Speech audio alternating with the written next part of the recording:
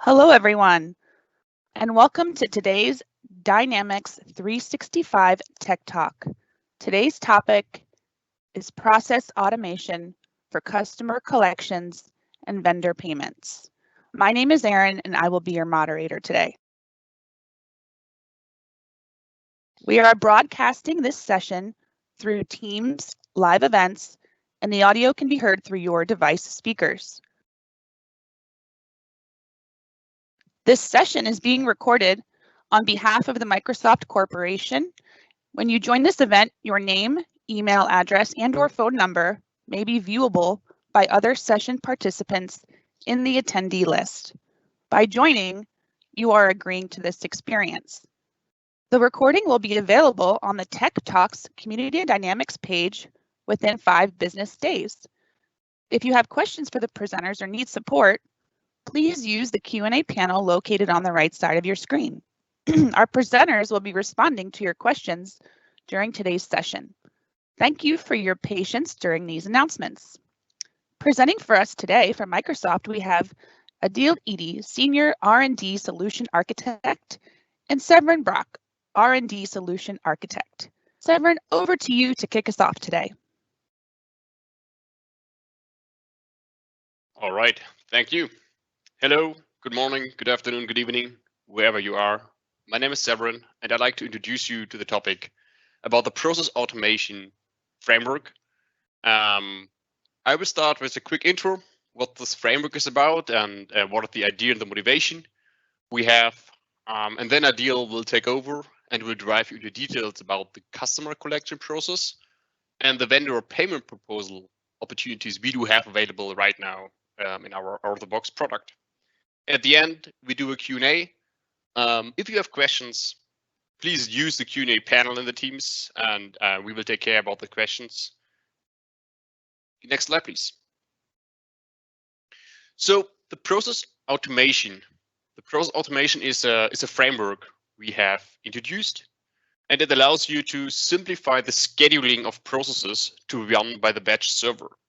So without this, scheduling batch task is an activity which is very hard to be done by end users. But with this process automation framework, we do bring a possibility, to simplify this activity. We do have a central administration pane for you in the system administration module. So you are able to see the process automation. You can select specific types, and those types are processes we do support right now. One process is, for example, the collection process. One process is, for example, the vendor payment proposal. If you like to use the collection process, for example, you need to go and enable the feature. So the types are hidden behind a feature flag, which you need to enable in the feature management module. So when you like to use a specific type to automate these tasks, you can use a calendar view to simply schedule and work with a series, similar to Outlook. So you can select, at which date, what sequence you like to do specific collection work, right? And you will see the occurrences. You can change and you can work on those. So you can say, okay, no, I like to pause the next one, I like to move the next one, or I like to change the whole series. So it's really up to you, and it's an end user experience. So you do not need to handle, batch groups, and you do not need to go into system administration module. It's very easy for end users. Adil will show you in a bit. Next slide, please.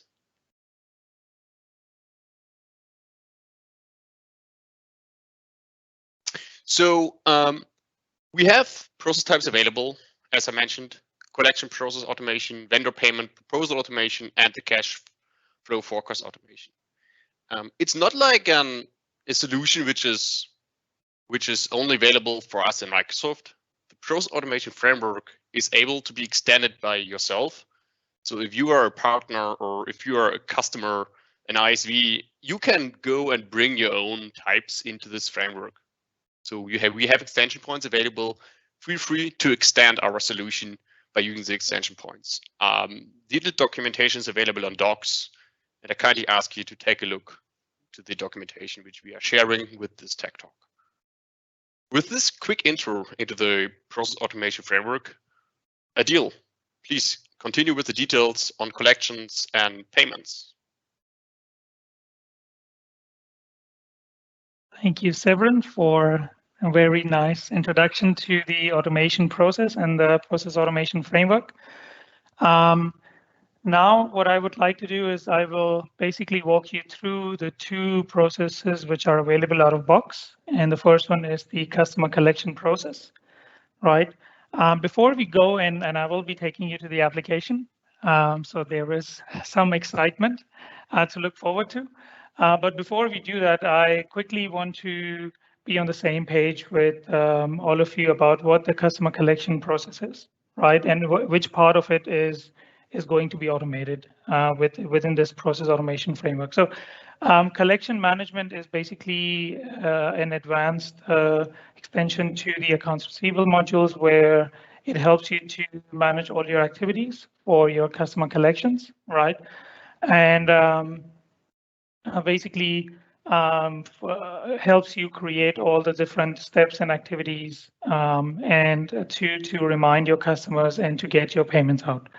Right. However, a lot of time is spent by these collection agents to really identify, to research which customers they should be contacting first, which customers have account balances which are, high risk, and which customers or which specific open invoices they need to be running after. And instead of spending time on these things, the process automation framework basically helps them now to spend more time communicating with the exact customers, right? So it basically filters out those customers. It sends out those emails or reminders automatically.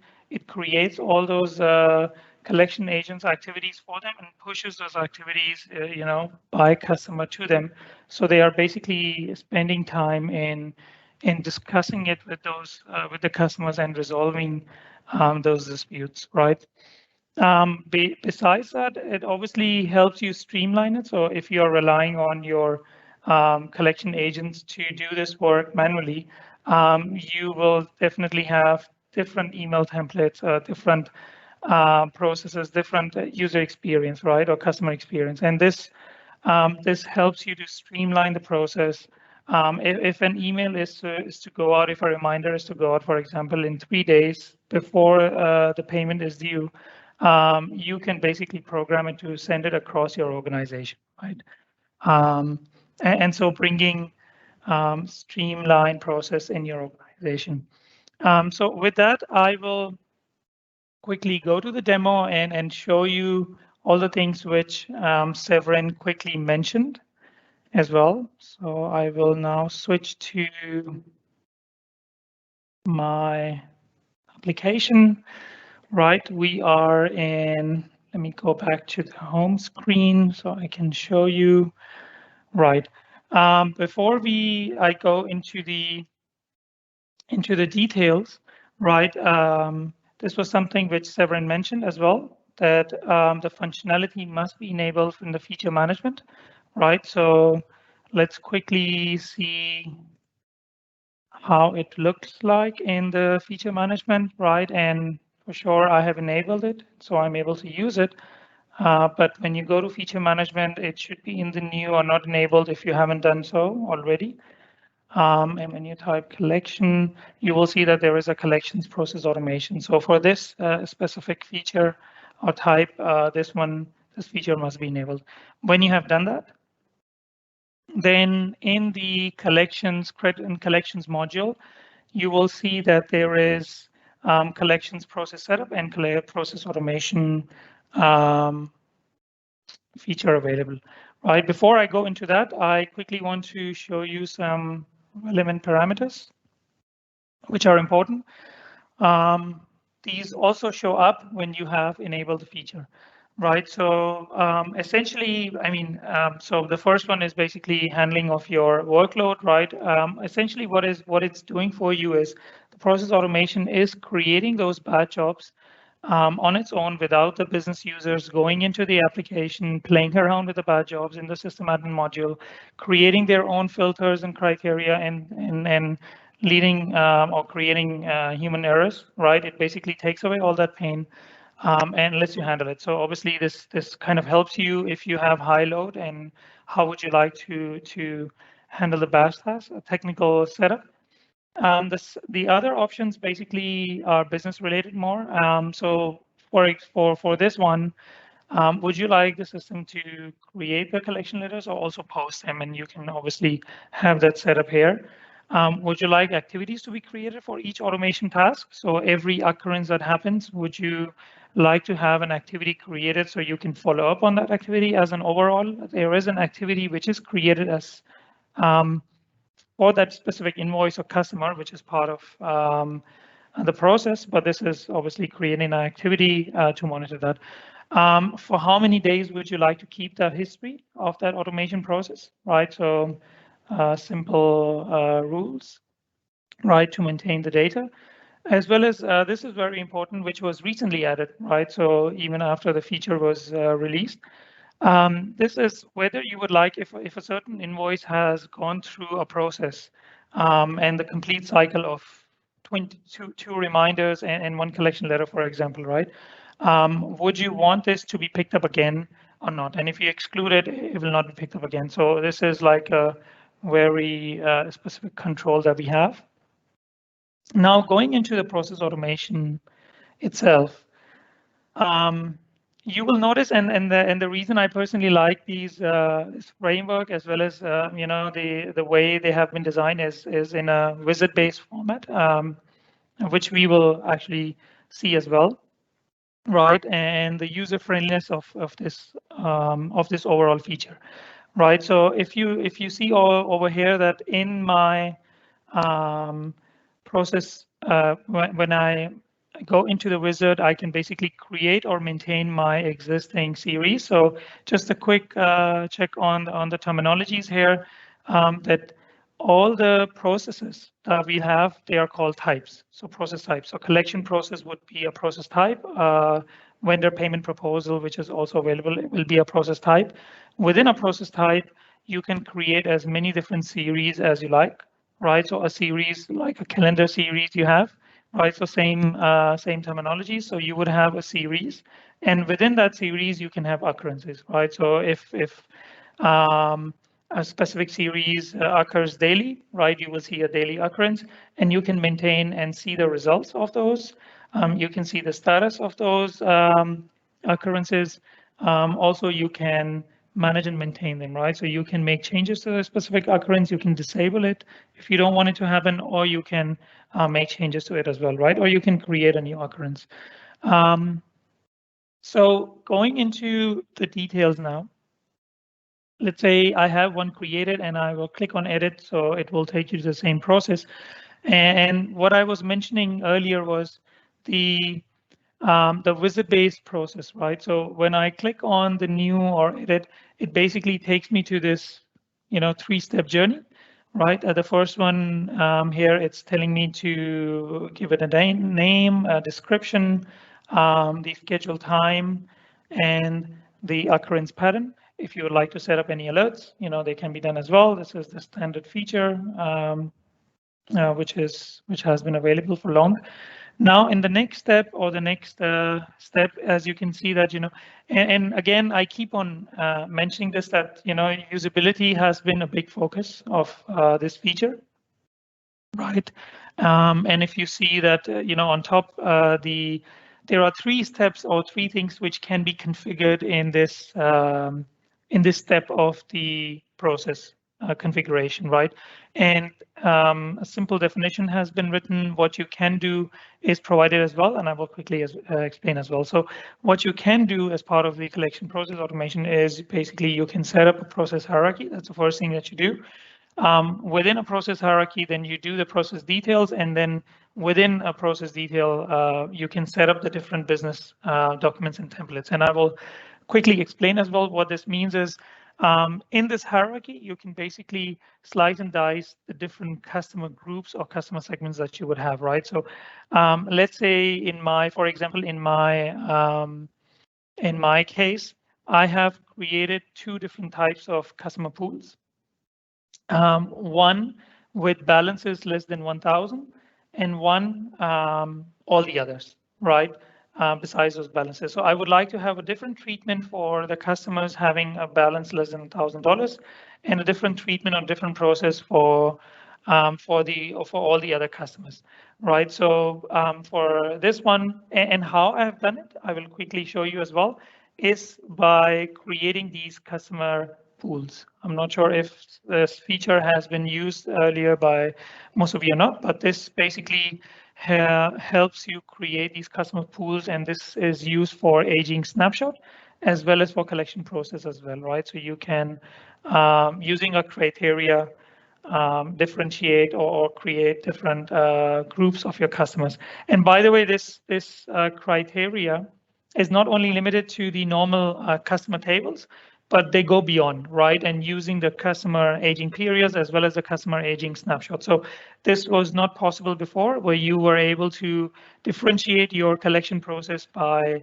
let's say, the amount of balance you have or the amount of invoice, but now you can actually do that, right? So this is an additional added value feature in this overall piece. So in this case, over here, what I have done is that I have two-step process for my balances, which are less than $1,000, right? Where I'm sending them a reminder, a pre-reminder, which is an action type of an email, right? And what different action types are available to you? You can have an email or an activity or a collection letter. So an email is basically usually going out externally, right? It can be to an internal stakeholder as well, but generally it's going out to the customer. You can have an activity. In this case, I have basically created an email that goes out to the customer 3 days before the invoice due date, right? And an activity that gets created 5 days after the invoice due date for my collection agents to basically follow up on the overdue amounts, right? And if you see over here as well that a quick one, that which contact to be used, right, is basically mentioned over here. So the email which is attached to this contact will be picked up, right? And for all the other customers which are beyond $1,000 balance, I would like to have 2 additional steps which are written here. So basically, I'm sending them my collection letter 1 and my collection letter 2. And this is basically, these setups are coming from the normal written collections module, where you could have different settings or different levels of collections, right? And the behavior you would like to do. So if you are blocking the customer, if you are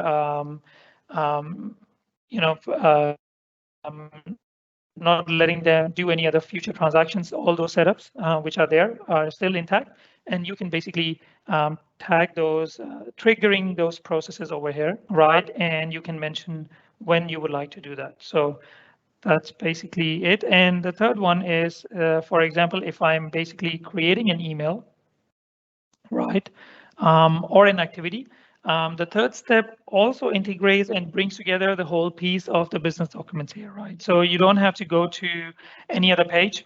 From here, you can basically, for example, for the email, you can define the mappings, right? So any of the values that you want to create a dynamic email for your customer, and you would like to bring information from relevant customer tables, you can basically do that by showing those variables, right?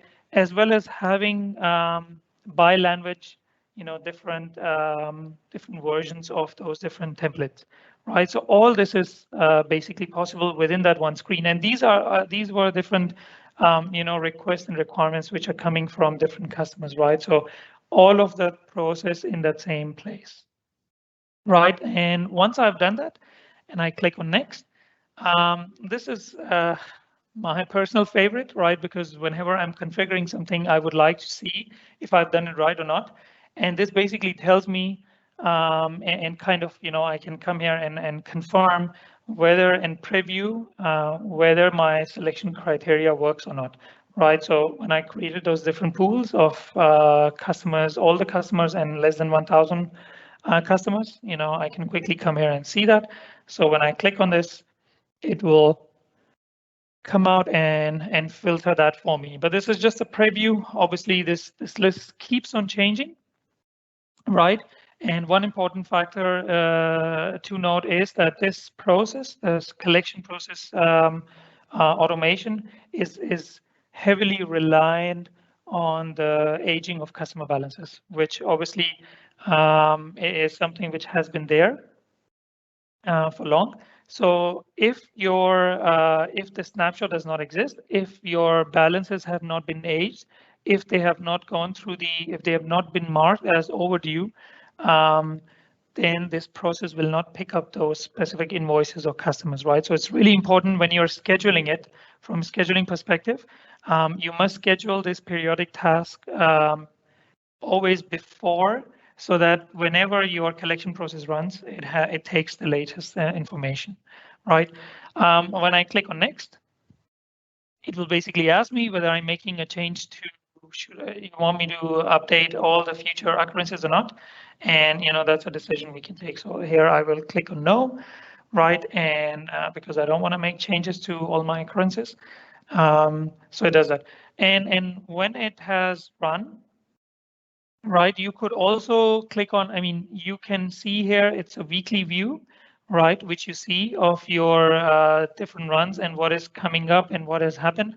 But over here, for any specific collection process, you can basically see the whole history as well, right? So all those history as well as the future, right? So if I pick up one and I see the results of this. So the results I will show you, they are different enhancements or different uses which have been done of different ways. So in this case, the batch job basically executed properly, but because I am on an environment where the emails are not integrated right yet or configured, so it gave me an error message that the emails could not be processed, right? And from here only I can actually check my log and see that. So this was something that I just wanted to show you. Yes, ideally we should have also shared or had some log for success message as well. However, when it's successfully done, it basically shows nothing at this point in time. And in the end, once all this is done, then collection agents would ideally get their alerts or their tasks assigned to them, right? Or they could basically come here and see those in the, sorry, just highlighting. They would be able to see their customers and collections process here as well, right?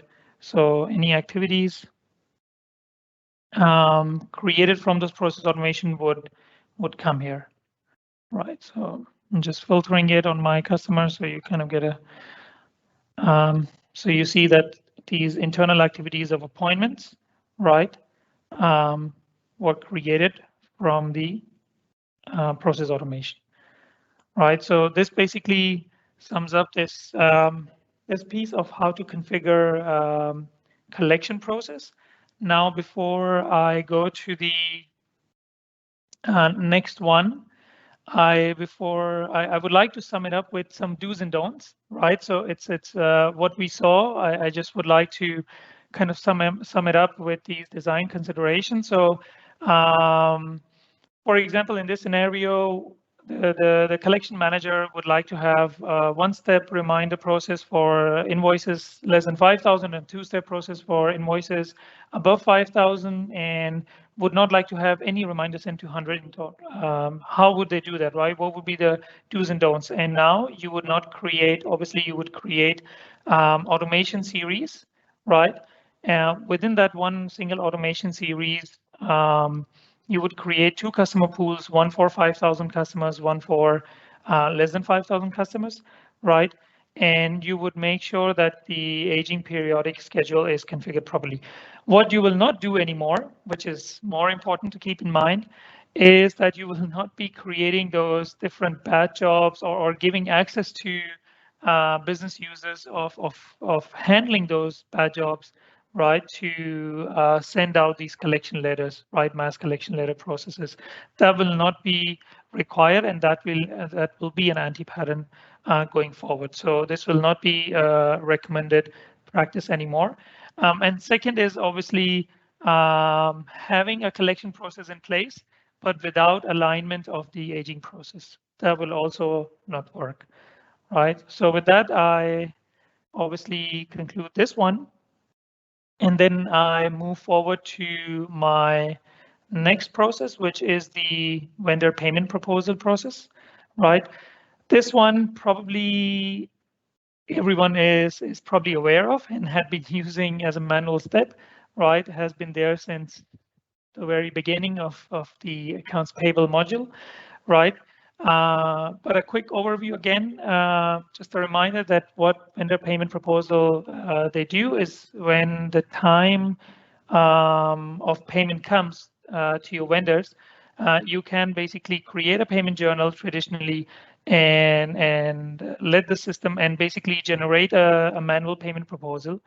And that payment proposal basically picks up all those vendors that you want to pay and that you should be paying, right, based on the due date or based on the cash discount, right? And you wait a few minutes and it basically generates a list for you. Now you won't need to do that. You won't need to create the manual payment journal. You won't need to go and click on generate payment proposal and let the system really do that. You set up the schedule, you would define the schedule, you would have the different criterias, and let the system basically do that for you. At this point in time, this process only creates the journals and creates the proposals for you, but does not automatically post the payments for the right reason. Because we all know before payments, you would need to have your necessary validations and approvals in place, right? But it takes away the manual headache as well as the chance for any human error from this function. With that, I will take you back to my application screen. Just give me a second. Right. And this time I will go to the vendor payments. Before I do, again, quickly would like to show you in the feature management, you must enable this process as well on this feature. It will be called vendor payment process automation, right? This must be enabled before you can make use of it. And once you have done it in the accounts payable, you will see process automation. Yes, they're all called process automation within their relevant modules. So could be a bit confusing, but yes, definitely more improvements coming ahead. So if you see here again, right, a quick reminder that in this one now, you will see that the schedule type is called vendor payment proposal. And in the schedule type of vendor payment proposal, I can create again as many series that I want to have, right? And within that series, I would have different occurrences. I will go to one of my already created ones.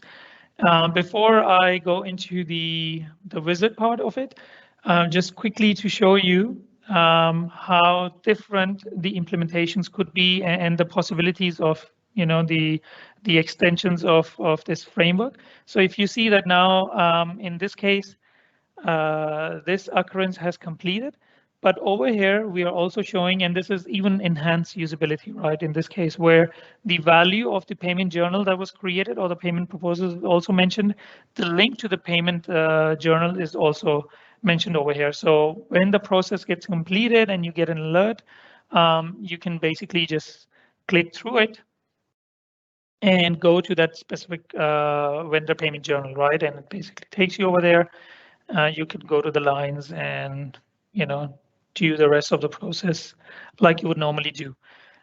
So this is just to show you some of the possibilities, right? Now, if I click on edit, again, the same nice looking wizard where you get to name the different process series. Mine one is pretty obvious. No description. You could have a description for for business purpose, the schedule in place, whether you would like to have it, daily, weekly, or however you would do that, any alerts, right? Similar. This one is a two-step process. So, obviously all these processes can be adapted or to specific process types, right? Now in this one, again, a brief explanation as well over here. Nice little explanation to basically help you with what all these means, and I will quickly go through them, right? There is one exciting feature as well, which is now available. So you select the payment journal, which journal series you would like system to use, right? And you can have a different payment journal by different payment series, right? The criteria, whether you would like to use the due date, cash discount, or both, when considering which invoices to be picked up.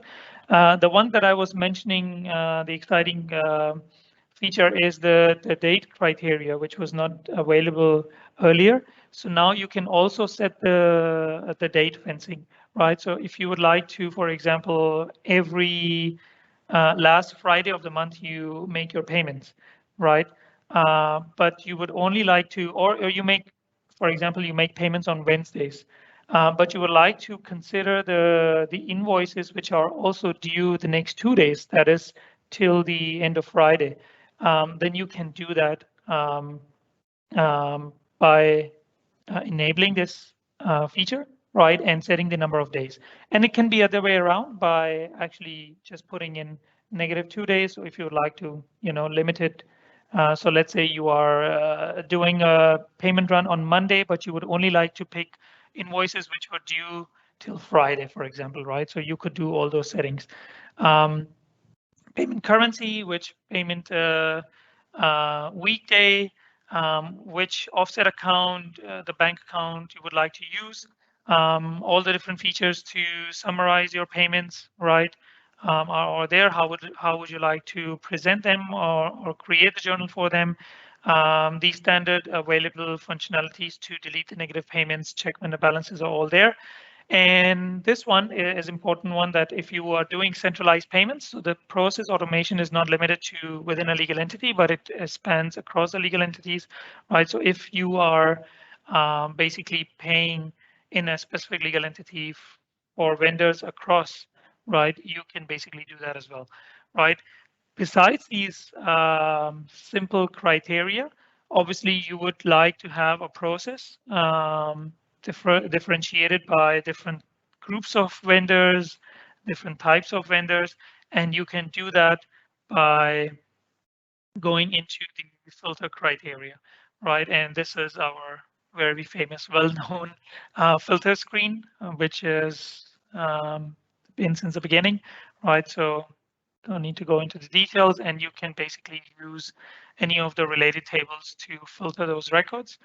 Once you're done, you basically click finish, and no, like last time, you're done, and the occurrences will be created for you. So in this case, I have an occurrence that happens daily, right? So you see the scheduled one as well. This is the sweet little process configuration for the payment proposal process type. One more thing, and the possibilities, right, of the this control especially, is being able to even embed it in, let's say, the workspaces, and it gives a very nice view. So you kind of get an idea. So you see the process automation calendar view is also embedded in your workspace in this case, right? And over here, a specific user can basically, if they are not obviously using the alerts or any other push-based mechanism, they can always come here and have a look at the process that has happened and the details of that process as well. Right. So this was the configuration part. Now I go back to my slides and also discussing the design considerations. Just a quick, to wrap it up, just a quick summary again, the do's and don'ts.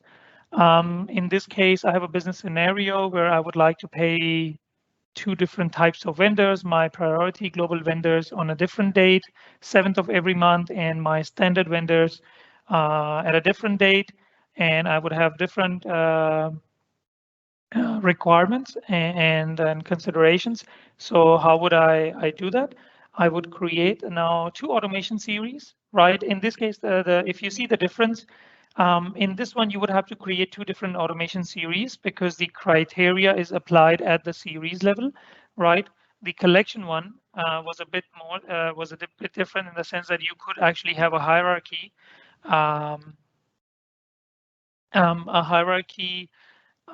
behind a hierarchy attached to the series, right? And basically have multiple hierarchies for the customer. So different processes, different setups.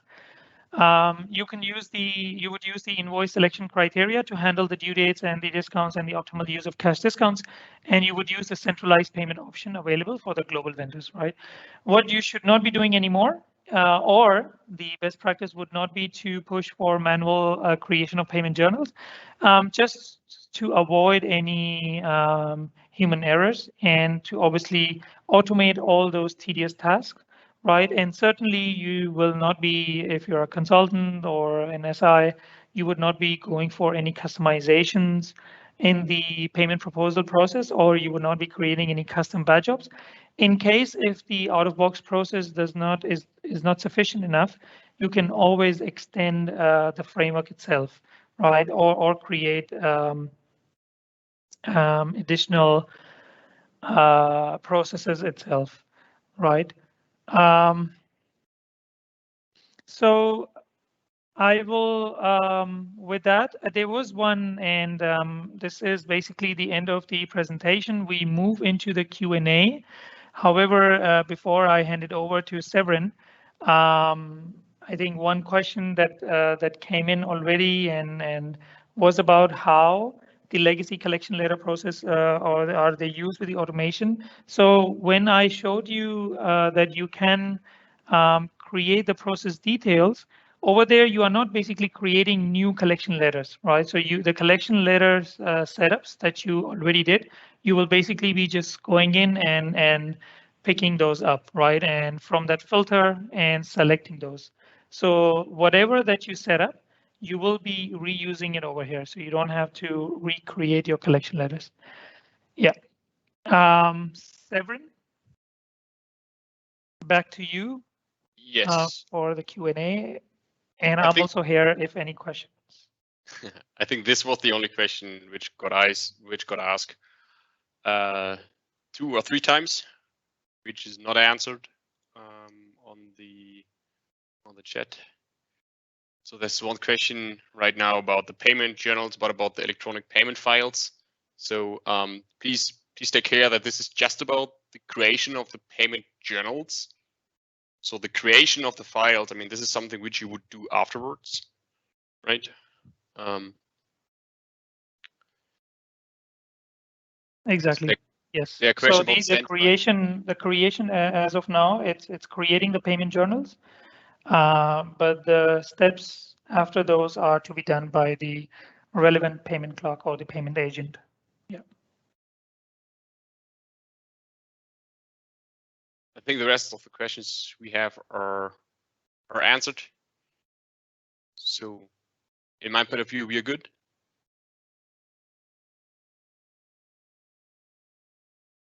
Erin, up to you.